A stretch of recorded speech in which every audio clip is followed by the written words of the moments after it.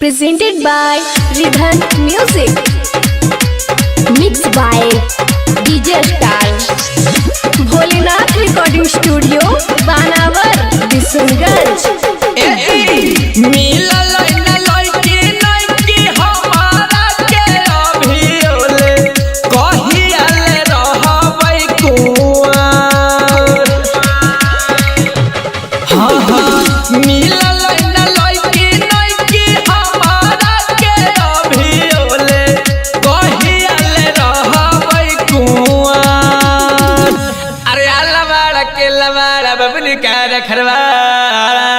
अरे पानी हरवा अब पानी गिरवा कितना लगा हो पूरे सकल बलम हो रे।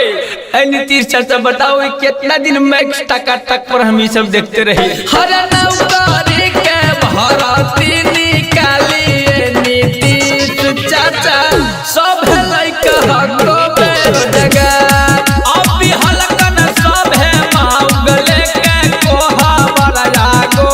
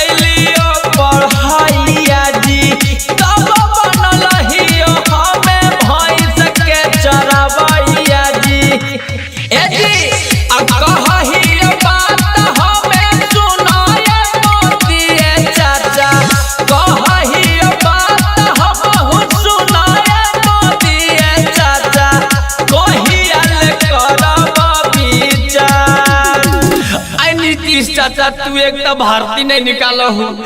अब भारती नहीं निकालबू तो हमनी के नौकरी न होते, और नौकरी न होती तो हमनी के बियाह न होते। कहते कि के अभी लगी ऐसा है कि बगैर नौकरी के अपन बेटिया हमरा दे देते। आज के हमनी से अपना बेटिया बियाह तो कैसे बढ़ते वंश परिवार। हम भी हलकन सब है में हर लेके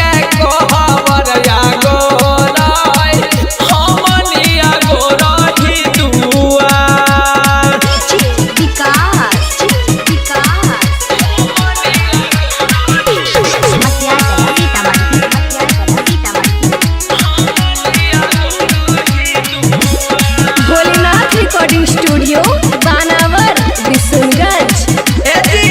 गाई गाई कहा हो बतिया कुंदन बिहारिया जी कहिया ले बियाहवा के हमरो तोई बरिया जी। गाई गाई कहा है बतिया कुंदन बिहारिया जी कहिया ले तोई चाचा बियाहवा के हमर बरिया जी। दीपक दुलारा यौरी ने ताया के लाके दीपक दुलारा यौरी ने ताया के लाके होई गेलै बेटा वो तैयार। अनितिश चाचा तू ये बताऊ हमर गमा में हमर नाटाबाजी के बेटवा हमरो से छोटा है ओकरो बाल बुतरू हो गेले। हम अभी मछलियाँ मारते ही तू कोई ध्यान नहीं दे रहे। अजी अब आर्मी उर्मी के चाहे ग्रुप रूप दी के भारती निकाला जी अब नहीं रह जाओ। हर नौकरी के भारती निकालिए नीतीश चाचा सब है लइका हको बेरोजगार।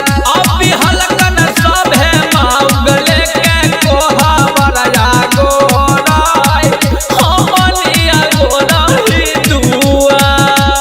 भोलेनाथ रिकॉर्डिंग स्टूडियो बानावर बिशनगंज।